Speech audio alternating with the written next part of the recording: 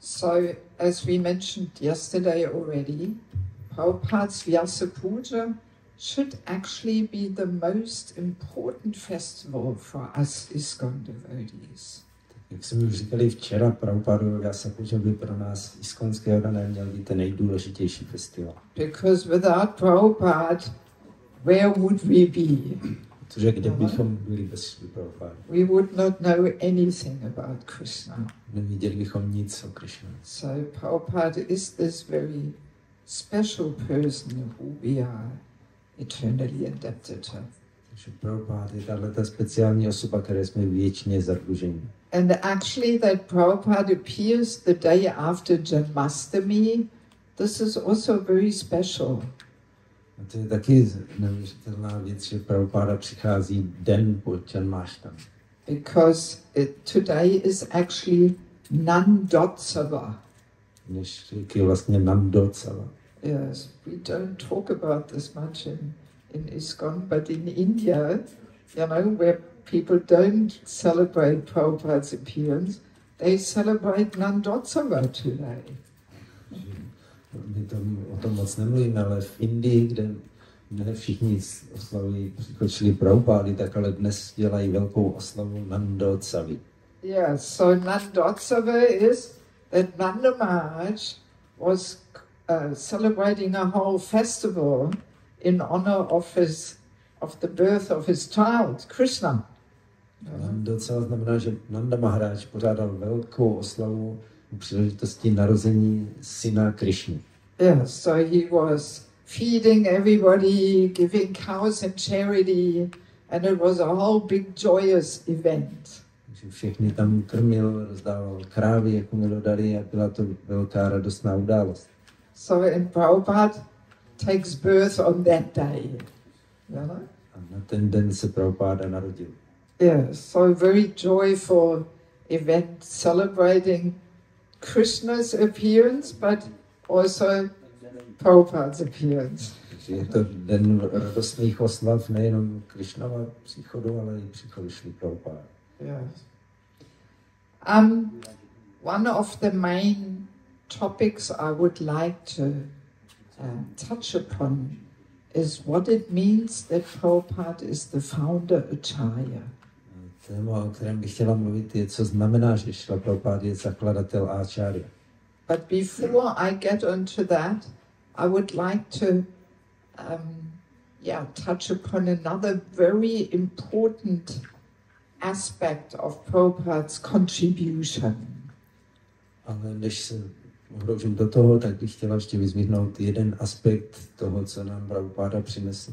Yes, let us go back and remember that already Bhaktivinoda Thakur had this clear understanding that a worldwide Sankirtan movement cannot be led by one Acharya.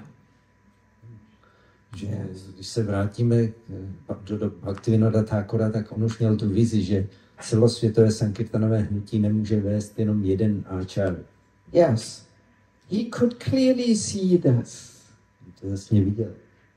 And he actually already established this idea of a GBC. A už přišel s tím nápadem, že mělo existovat něco jako GBC. Yes, a governing body. Nějaká vládnoucí skupina. But of course at Bhaktivinoda Thakur's times, this was premature. V dobách Bhaktivinoda Thakura ještě nebyl čas zralý. But he already had this understanding that the worldwide Sankirtan movement has to be led by a group of acharyas. Ale už on měl tohleto pochopení, že celosvětové sankirtanové hnutí musí vést skupina acháryů. So then when Bhaktisiddhanta came and established his Gaudiya Math, he also gave this instruction before he left this world. No, když přišel Bhaktisiddhanta Saraswati, založil Gaudiya Math, tak předtím, než opustil tento svět, tak dal tento stejný pokyn. Yes, he gave this instruction that his disciples should form a GBC.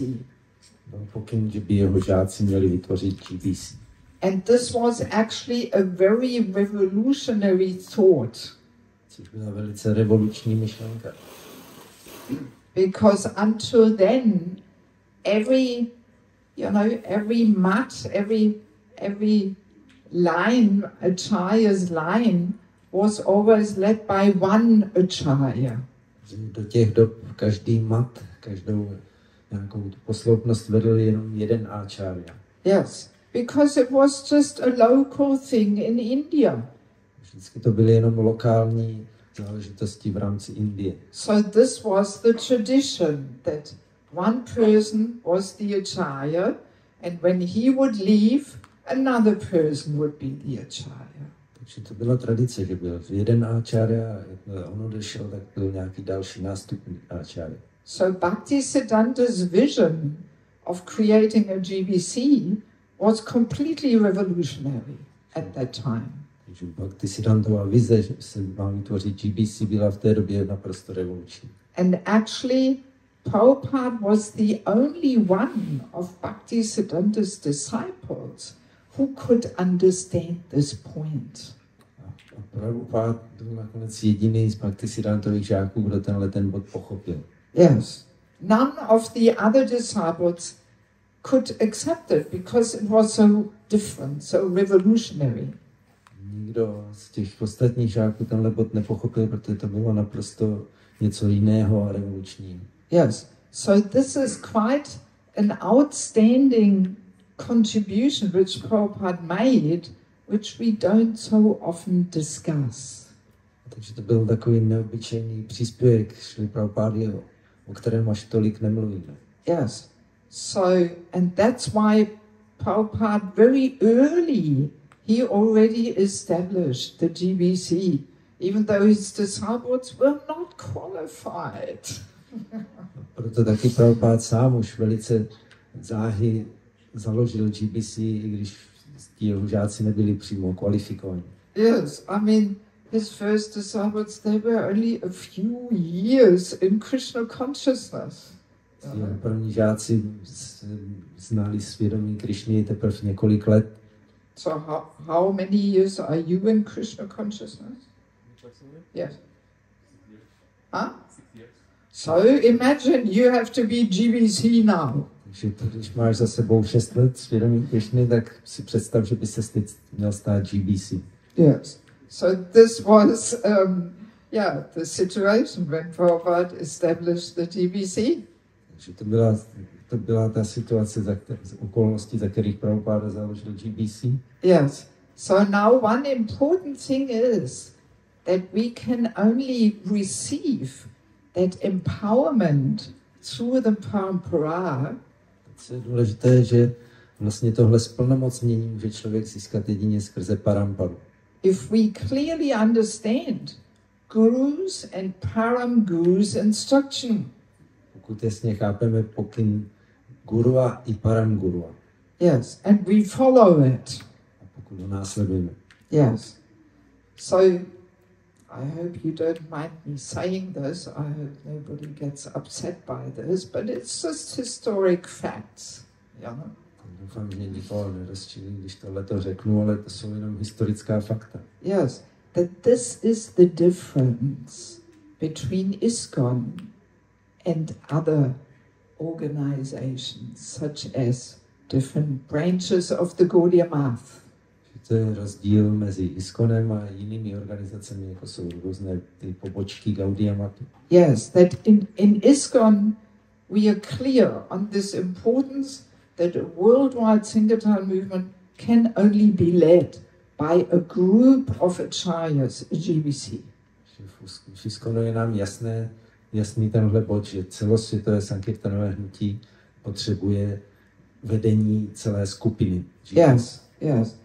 And that's, according to my humble realization, that is one reason why ISKCON is still going strong, even though we do have so many issues and problems, no doubt.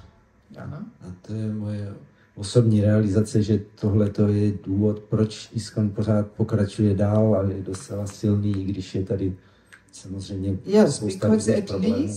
At least we clearly understand, Bhaktivinoda Thakur's, Bhaktisiddhanta's, and Prabhupada's instruction of this importance of the GBC. Alespoň jasně chápeme důležitost tohohle pokynu už Prabhupády Bhaktisiddhanty ohledně GBC. Yes, whereas Gaudiya Math is now 45 branches or something. V současné době Gaudiya Math má asi 45 poboček. Yes, this point that Bhaktisiddhanta's other disciples did not understand this instruction of forming a GBC. No, tenhle bod, že ti ostatní žáci Bhaktisiddhanty nepochopili, jak je důležité zřídit GBC. This actually spoiled and ruined the whole work of Bhaktisiddhanta's Gaudiya Math. Tak to nabouralo a vlastně pokazilo celou tu práci, kterou Bhaktisiddhanta věnoval Gaudiya Mathu. Yes, because it split up in so many groups, so many branches. Protože se to roztříštilo do mnoha skupin a poboček. Yes, but that was not Bhaktisiddhanta's desire. Ale to nebylo přání Bhaktisiddhanty. Yes, he wanted to have one movement that would spread. On chtěl jedno hnutí, které se bude šířit. Yes, and today it is just the fact that in all these Gaudiya Math branches, there is still not this understanding there that one person cannot lead a worldwide Sankirtan movement. Still not there.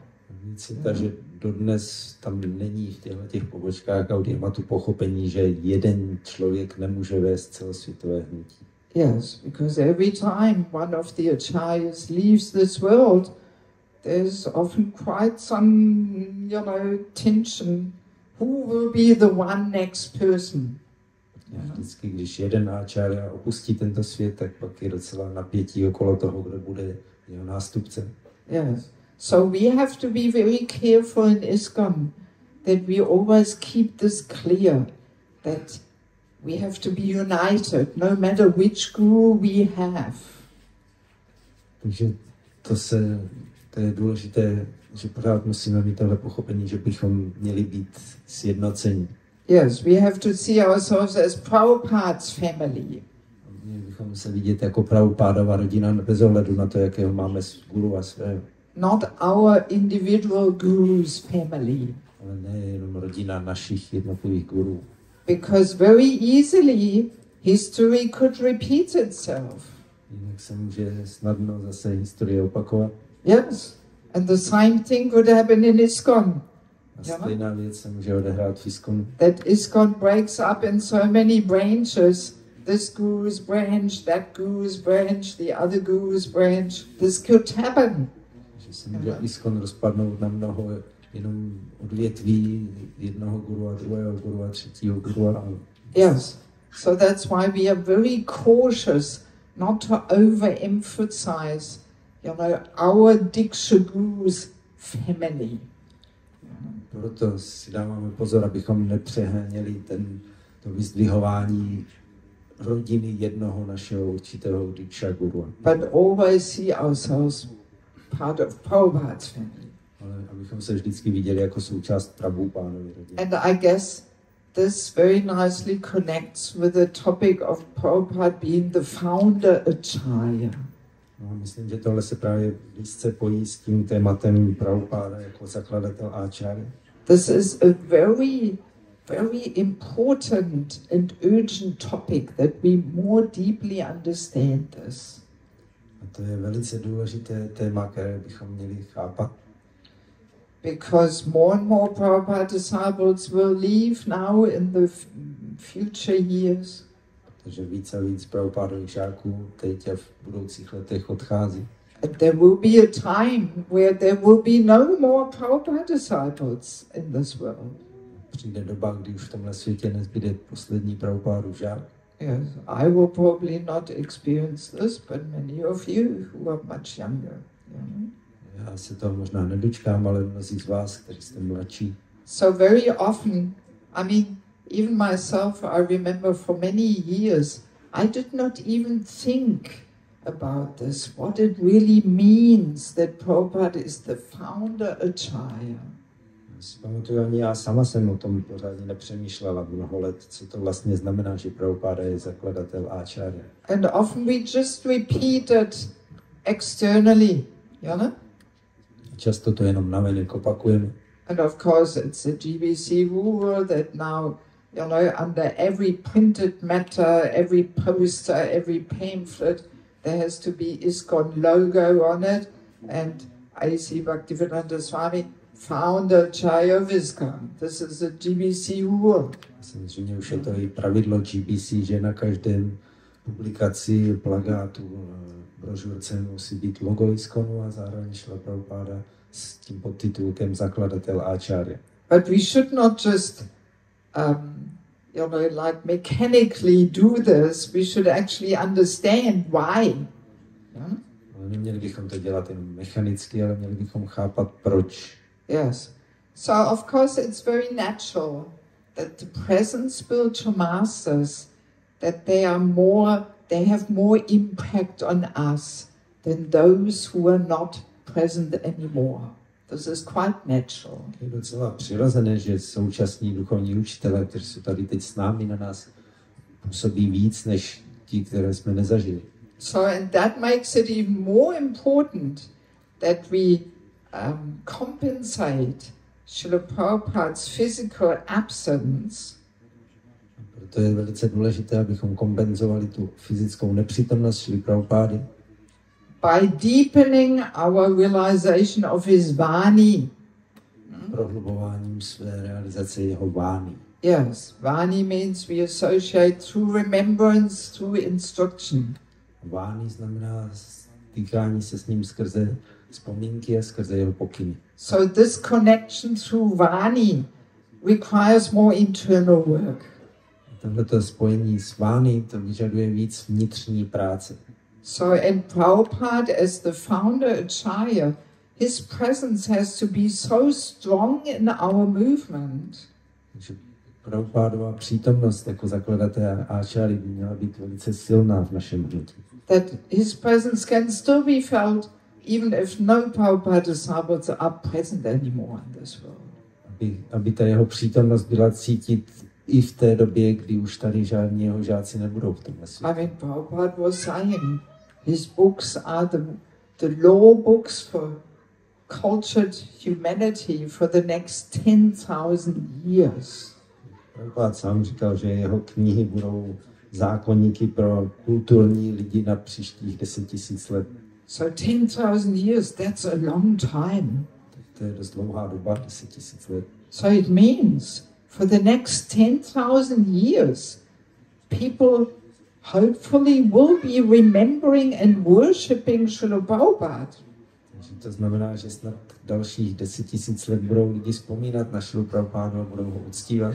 Yes. So just how we read now Chaitanya Charitamrita or the pastimes of Mahaprabhu. Stejně jako teď čteme Chaitanya Charitamritu o zábavách Mahaprabhu. So hopefully all the future generations, they will read all these books which Prabhupada's disciples wrote about Prabhupada's pastimes. Stejně taky budoucí generace, doufejme, budou číst tyhle knihy, které žáci Šrily Prabhupády napsali o jeho zábavách. They will read them and they will discuss Prabhupada's life and Prabhupada's leelas. Budou číst a budou diskutovat Prabhupádův život a jeho zábavy. Yes. So Prabhupada as the founder at Acharya, he did not only carry this message of Krishna consciousness all around the world. Nejenom, že Prabhupáda jako zakladatel áčárya roznesl tohle poselství o vědomí Krišny po celém světě, but he actually created the foundation and the functioning. Ale vytvořil i ten základ a funkční strukturu. And the vision of ISKCON A vizi ISKCONu. As a global society. Jako globální společnosti. Aiming for re-spiritualization of the whole human society. Zacílené na opětovné zduchovnění celé lidské společnosti. Yes, so that's actually a big thing. To je v skutečnosti velká věc. That has never been there in history of Vaishnavism.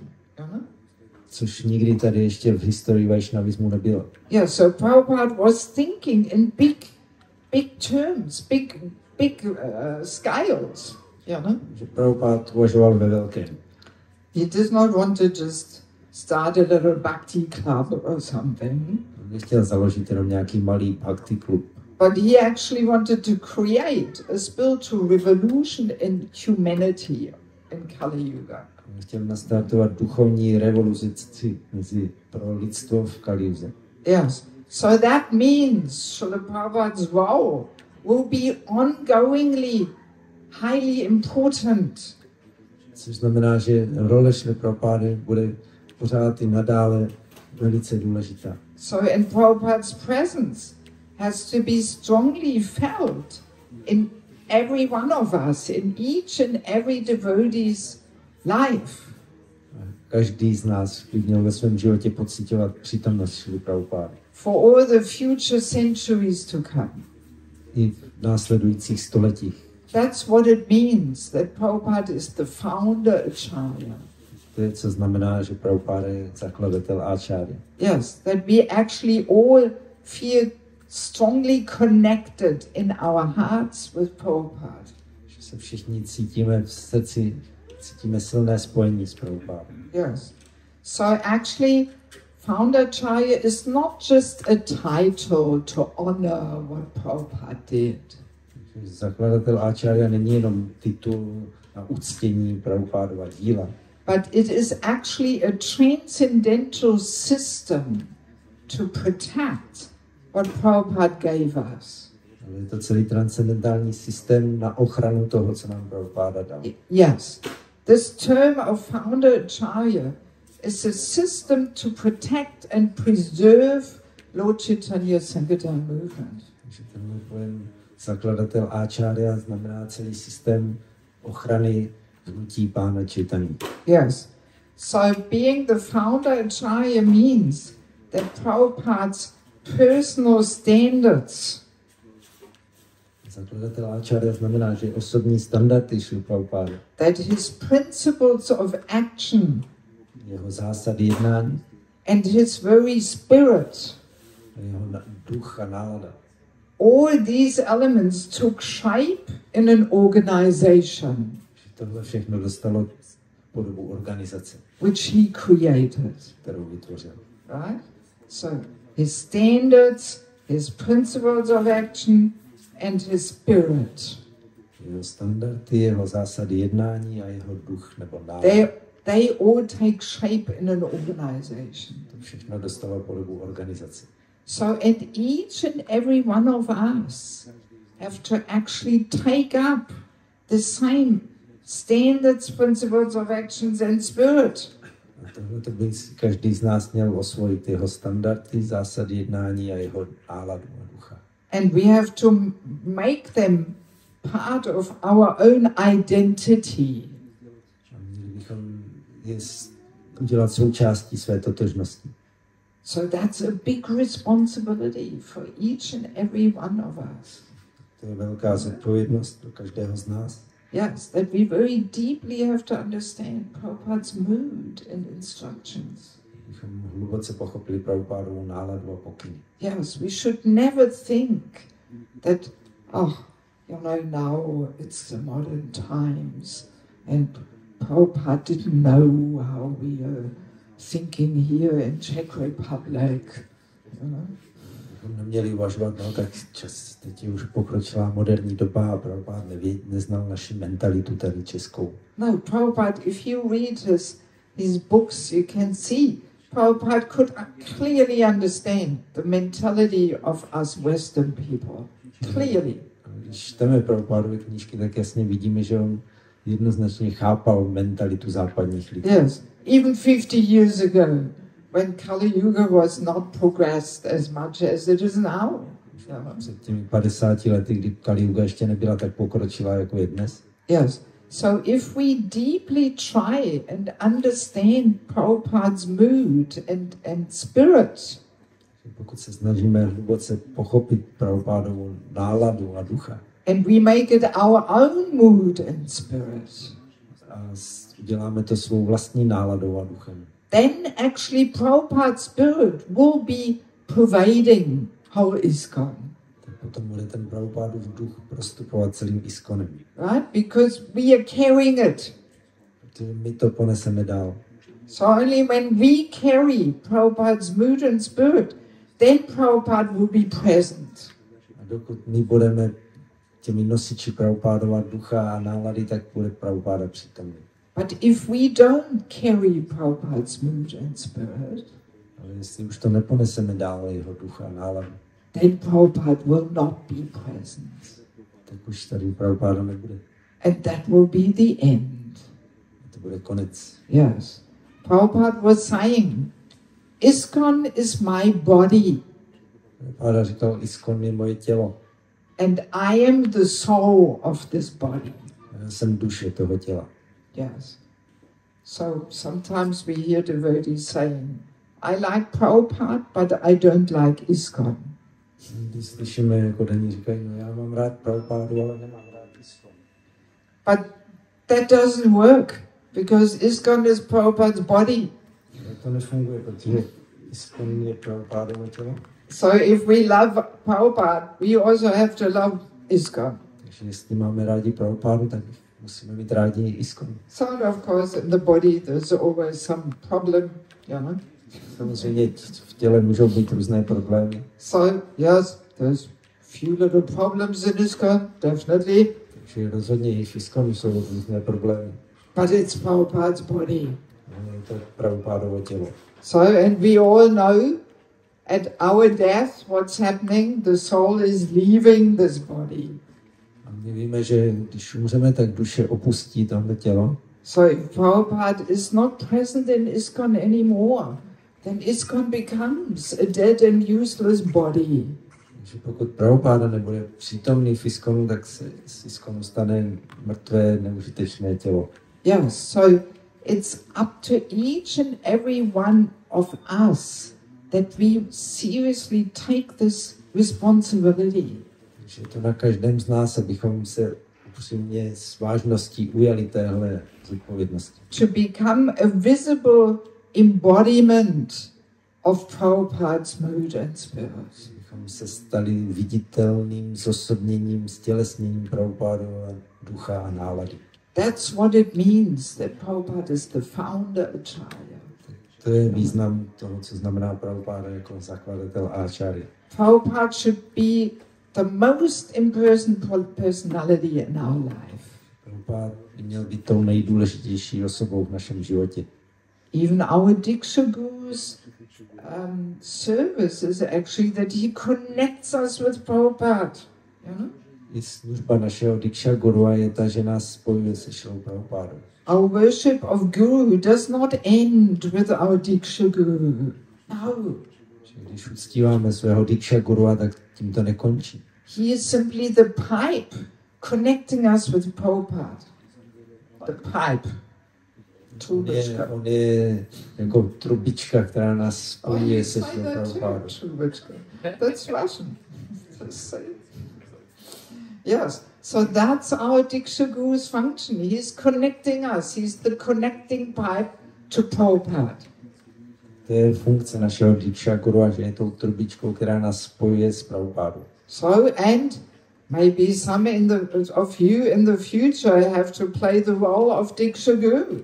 Možná někteří z vás budete v budoucnu zastávat tuhle úlohu Diksha Guru. So if we are firmly connected with Prabhupada, we can give that Prabhupada to somebody else.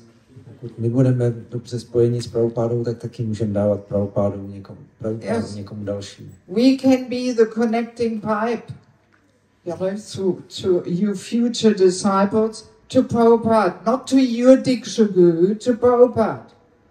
Ne, můžeme se potom stát tou trubičkou spojující naše žáky s Prabhupádou, ne s vámi nebo s vaším Diksha Guru. Yes, so every guru of the future generations will connect his disciples to Prabhupada. Že každý guru následující generace bude spojovat své žáky s Prabhupádou. And there should never ever in our minds come up this question of who is the next acharya of ISKCON. Yeah? Nikdy bychom neměli mít tuhle myšlenku, kdo bude další acharya ISKCON. Yes, in some parts of the world, this is sometimes a topic that people think, oh, my guru will be the next one after Prabhupada. V některých částech světa se takhle uvažuje. Aha, no tak teď můj guru bude nástupcem Šríly Prabhupády. But no, when this topic comes up, it means we did not get the point that an international society cannot be organized by one acharya. Ale jestli takováhle myšlenka nás napadá, tak jsme nepochopili ten bod, že mezinárodní společnost nemůže vést jeden acharya. Yes. So let me quickly touch upon another deep and interesting point. Ještě v rychlosti dotknu jednoho hlubokého a zajímavého bodu. What it means to be connected to Prabhupada. Co znamená být spojený s Prabhupádou? I mean, first of all, how do we create that connection in our daily life? V první řadě, jak tohleto spojení vytváříme ve svém každodenním životě. So, of course, by reading Prabhupada's books. Samozřejmě je to tím, že čteme Prabhupádovy knížky. Prabhupada was always saying, if you love me, read my books. Or if you want to get to know me, read my books. Prabhupád vždycky říkal, jestli mě máte rádi, čtěte moje knížky, nebo jestli mě chcete poznat, čtěte moje knížky. But not should we only read Prabhupada's books, but also all these wonderful descriptions about Prabhupada's pastimes. Nejenom, že bychom měli číst Prabhupádovy knížky, ale i všechny ty úžasné popisy jeho zábav. Because reading them, you actually almost get to meet Prabhupada as a person. Když je budete číst, tak se budete potkávat prakticky s Prabhupádou jako osobou. I remember when I joined ISKCON, the first few years, the only books I read was books about Prabhupada's life. Vzpomínám první knihy, které jsem četla, když jsem se připojil k ISKCONu, byly knihy o životě Šríly Prabhupády. Bhagavatam I started reading much later. Bhagavatam jsem začala číst až potom později. But I was reading all these different books about Prabhupada's life. Četla jsem všechny ty různé knížky o Prabhupádově životě. There's so many of them. A je jich tolik. Prabhupada in South Africa, Prabhupád v Jižní Africe, Prabhupada in Germany, Prabhupád v Německu, Prabhupada in Australia, New Zealand. Prabhupád v Austrálii, na Oh, Novém Zélandu. there's so many books about Prabhupada's life. Taky mnoho knih o životě Prabhupády. And when you read them, you actually feel like you're there with Prabhupada. Když je čtete, tak se cítíte, jako kdybyste tam byli se Šrílou Prabhupádou. So often on my travels, people who don't know me, they think I'm a Prabhupada disciple. Na mých cestách často se stává lidi, kteří mě neznají, si myslí, že jsem Prabhupádova žákyně. Because I'm a little older. To jsem trochu starší. So very often people ask me, oh, when did you meet Prabhupada? Tell us something about your meeting with Prabhupada. Tak se mě lidi často ptají, no a když se spotkala s Prabhupádou, řekni nám něco o svém setkání. And of course I tell them, oh, I joined in 1985, I did not meet Prabhupada. Já jim řeknu, no já jsem přišla k Odaní v roce 1985 a s Prabhupádou jsem se But nepotkala. actually I feel I met Prabhupada and I traveled with him all around the world. By reading these books. Zároveň cítím, jako kdybych byla s Prabhupádou, jak kdybych s ním cestovala kolem světa, protože čtu ty jeho knihy. Yes. Nebo knihy o něm. Yes, because when we get to know Prabhupada as a person, how he was dealing with his disciples. Když poznáme Prabhupádu jako osobu a jak jednal se svými žáky. How he was dealing with the reporters who would ask him in a challenging and provocative way. Jak jednal s těmi reportéry, kteří mu kladli nějaké ty vyzývavé otázky. I mean, you really, Prabhupada as a person becomes very dear to you. Tak potom vám Prabhupád jako osoba bude velice drahý. And then you will also be more keen to understand Prabhupada's instructions. Potom taky budete mít víc sklony k tomu na způsobilost pochopit jeho pokyny. Even in regards to our Diksha Guru, that initial personal association, the Vapu, deepens the Vani. Yeah? v případě těch našich zasvěcujících gurů, jejich osobní společnost vápu, tak prohlubuje pochopení vány. Yes. So similar it's with Prabhupada also actually. A stejně tak je to s Prabhupádou. When we get to know Prabhupada on a more personal level by reading these books, then we will be more keen to understand his instructions. Když budeme znát Prabhupádu jako osobu s tím, že o něm budeme číst, tak nám bude bližší pochopit jeho pokyny. And of course there's so many other ways how we try to move Prabhupada in the center. Pak je mnoho dalších způsobů, jak posouvat Prabhupádu do středu. That we have Prabhupada Guru-púdžá in every ISKCON temple all around the world. V každém chrámu ISKCONu po celém světě máme Prabhupádu Guru-púdžu. But even that can just be a mechanical routine thing. Ale i z toho se může stát mechanická rutinní záležitost. Yes, if we are not deeply in the heart understanding what are we doing here, we are offering a flower to Srila Prabhupada.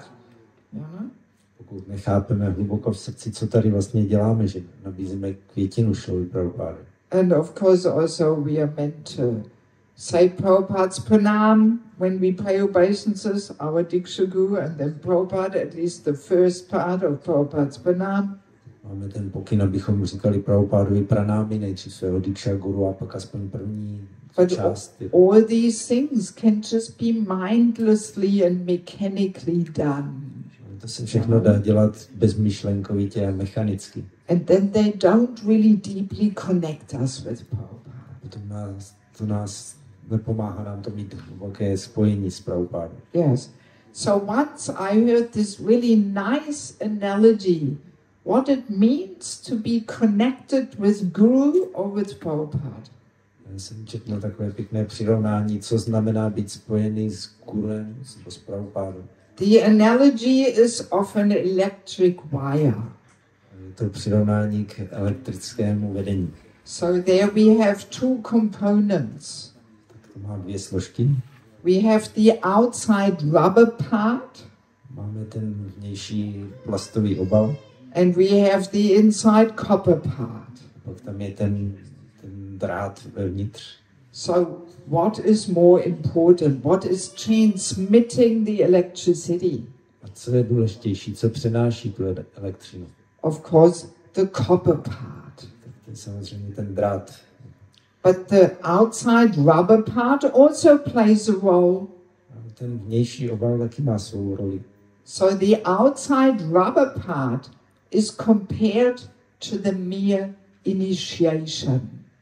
Takže tohle, ta vnější část, to se přirovnává k samotnému pouhému zasvěcení. Yes.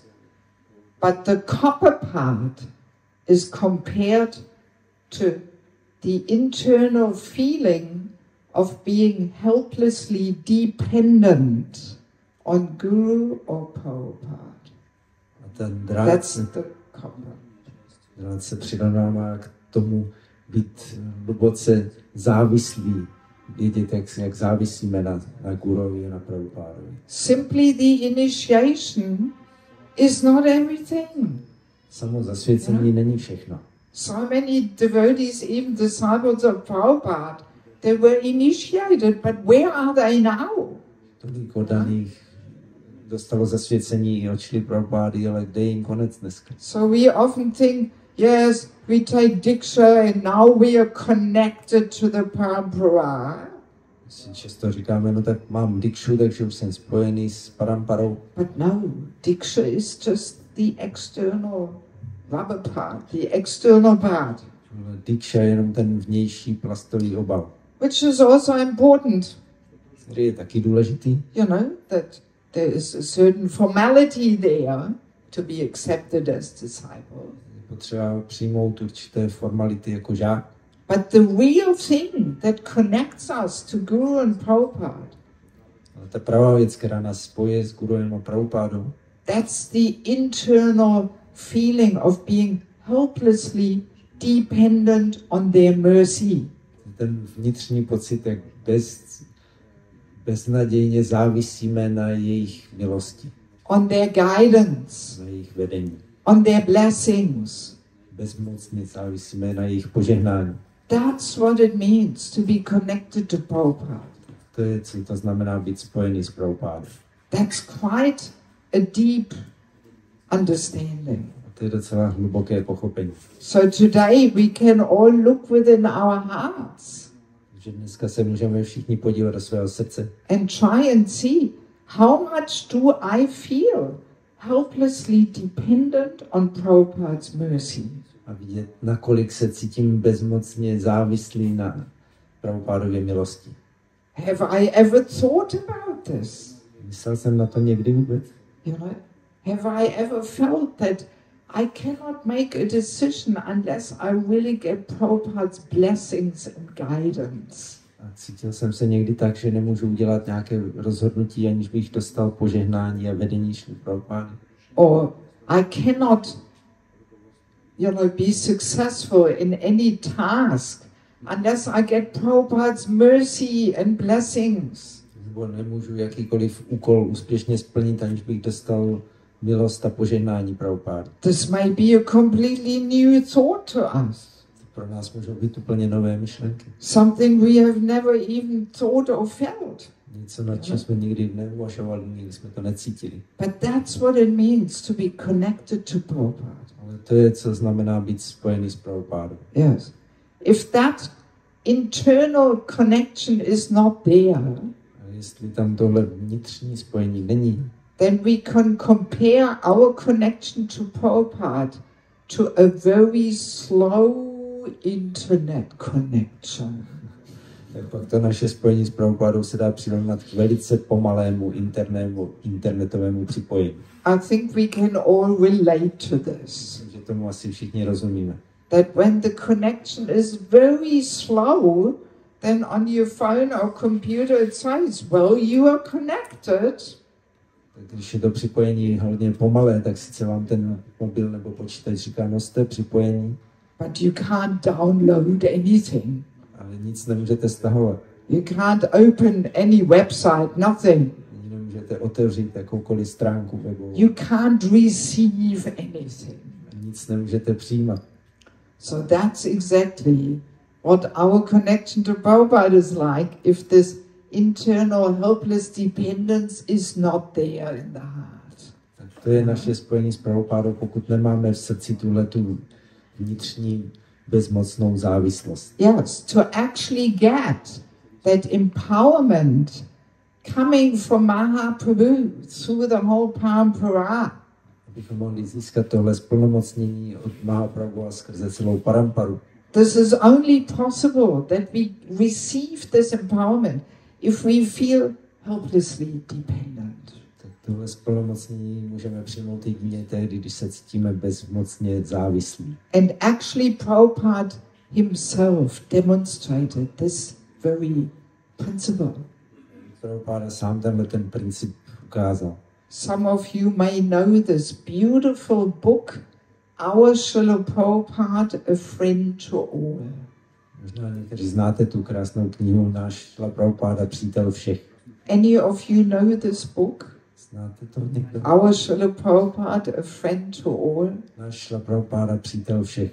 Anybody who can read English, you should get a copy. Tak kdokoliv jste schopni číst v angličtině, tak byste si ji měli pořídit. I think the BLS in Bangladesh, they have it. Ten Krišnův v Bangladeši to mají. It's one of the most amazing books about Srila Prabhupada. To je jedna z nejúžasnějších knih o Šríle Prabhupádovi. It is a compilation of all kinds of memories. Je to sbírka různých vzpomínek. Mula Prakriti Mataji had this amazing idea to interview all kinds of personalities who knew Prabhupada before he went to the West. Mula Prakriti Mataji dostala ten skvělý nápad vyspovídat všechny, kdo znali Šrílu Prabhupádu ještě předtím, než šel na západ. Yes, she went around Vrindavan, around Mayapur, around Delhi. Že obcházela Vrindavan, Mayapur, Dili. And she interviewed so many personalities who met Prabhupada, who knew him. A zpovídala mnoho lidí, kteří znali Šrilu Prabhupádu, kteří se s ním setkali. And they're sharing all these most amazing stories. No, oni sdílejí neuvěřitelné příběhy. Stories which Prabhupada would have never shared with any of his disciples. Jsou příběhy, se kterými by se Prabhupáda nikomu ze svých žáků nesvěřil. Because what do we know about this time of Prabhupada's life before he left India? Co my víme o tom období, když předtím, než Prabhupáda opustil Indii? We don't know much at all.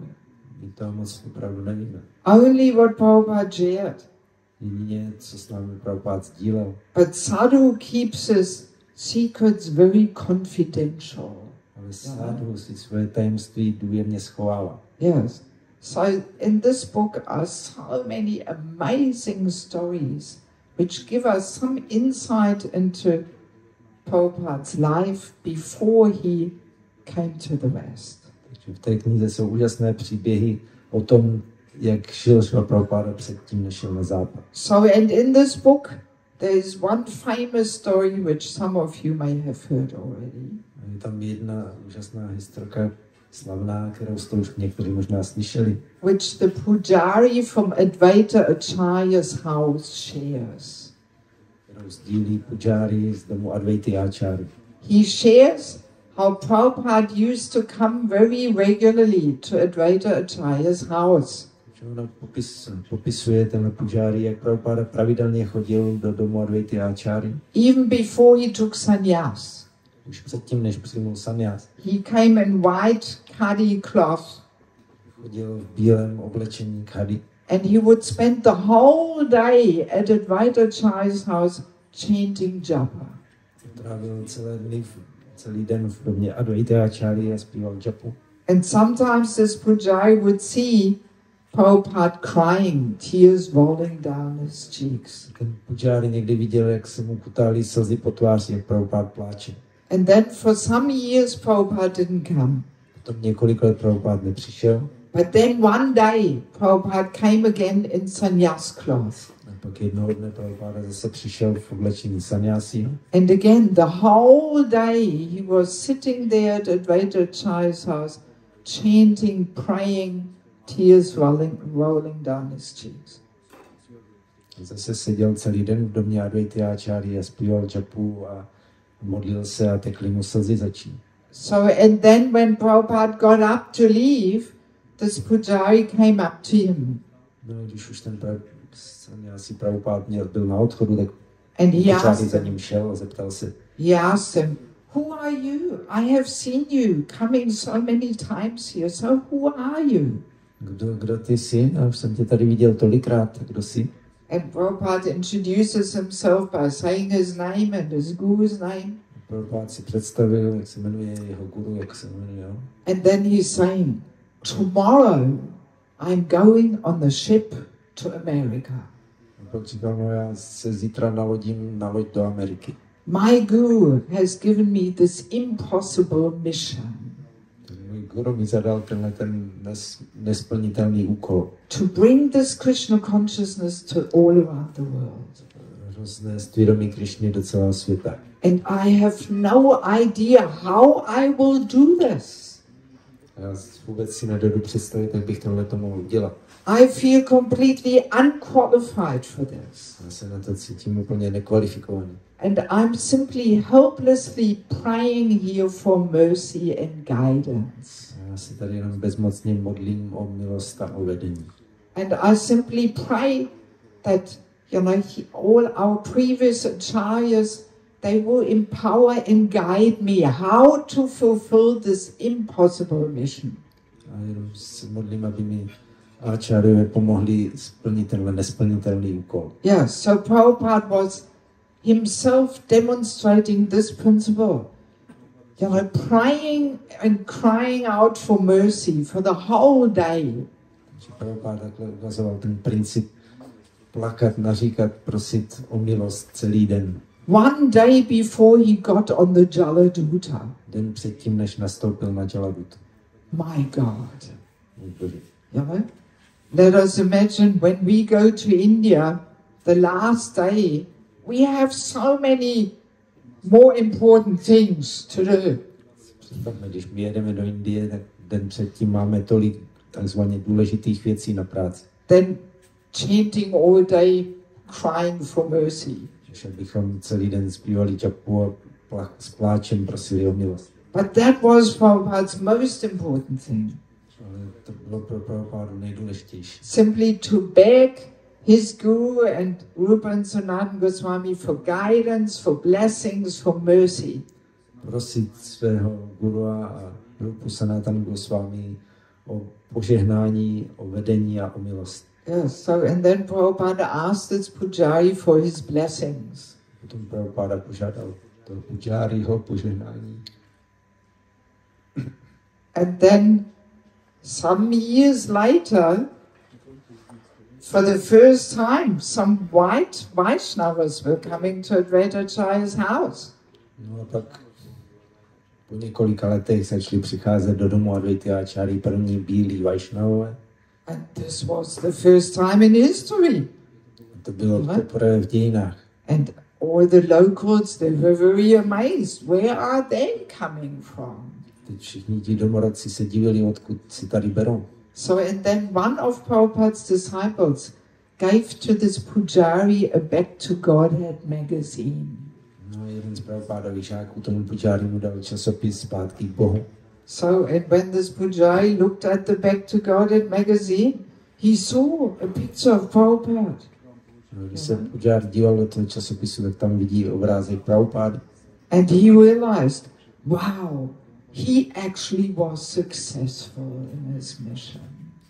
Tak si uvědomil, wow, takže on byl v té své misi úspěšný. Yes, that was in the beginning of the 80s, 83, 84. To bylo někdy počátkem 80. let. So and this pujari immediately came to Mayapur and told this story. Takže ten pujari hned jel do Mayapuru a tam vyprávěl tenhle příběh. Something which Prabhupada would have never shared with any of his disciples. Něco, s čím by se Prabhupád žádnému ze svých žáků nesvěřil. Prabhupada would have never said, oh, by the way, I was always going to Advaitacharya and praying there all day and even tears were coming down my cheeks. Prabhupada would never say that. Prabhupád by nikdy neřekl, no, já jsem pořád chodil do domu Advaitacharyi a tam jsem se modlil a tekly mi slzy z očí, to by nikdy neřekl si. Yeah, so they're very deep secrets of Prabhupada's personal bhajan. Takže to jsou důvěrná, hluboká tajemství ohledně Prabhupádova bhajanu. And I want to share one more amazing story which fits into the same topic. Ještě bych se s vámi podělil o jeden příběh, který souvisí s tímhle tématem. Which is also from this book. Taky to pochází z té stejné knížky. This is in Vrindavan. Tohle je ve Vrindavanu. One sadhu is sharing the following story. To je jeden sadhu se dělí o následující příběh. He lives opposite, or he lived, he's probably gone by now, he lived opposite Radha Damodar temple. Teď už asi není mezi námi, ale tenkrát žil naproti chrámu Radha Damodara. Who's been to Radha Damodar temple? Kdo z vás tam byl? Few of you. Yes, good. So, we all know this is where it all started, where Prabhupada prepared himself for his journey. Víme, že tady to začalo, tady se Prabhupáda připravoval na svou cestu. So this one sadhu shares how every night, in the middle of the night, he could hear this calling and crying. A ten sadhu říká, že jednou prostřed noci slyšel nějaké volání a naříkání. And he was wondering, what is going on? Tak přemýšlel, co se to tady děje. So then one night, on a full moon, when he could see, Pak jednu noc, kdy svítil úplně, takže bylo vidět, he went on the rooftop of his building.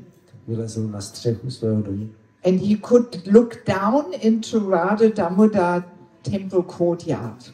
Tam viděl na dvůr chrámu Radha Damodara. So there's Rupa Goswami's samadhi. Kde stojí samadhi Rupy Goswamiho. So he saw Prabhupada in the middle of the night at 1 or 2 o'clock. On tam uprostřed noci, někde v 1, ve 2 v noci viděl Prabhupádu. Prabhupada with a little broom, he was sweeping the floor outside of Rupa Goswami's samadhi. On tam koštětem zametal jako tu zemi před Samádhi Rupi Goswami.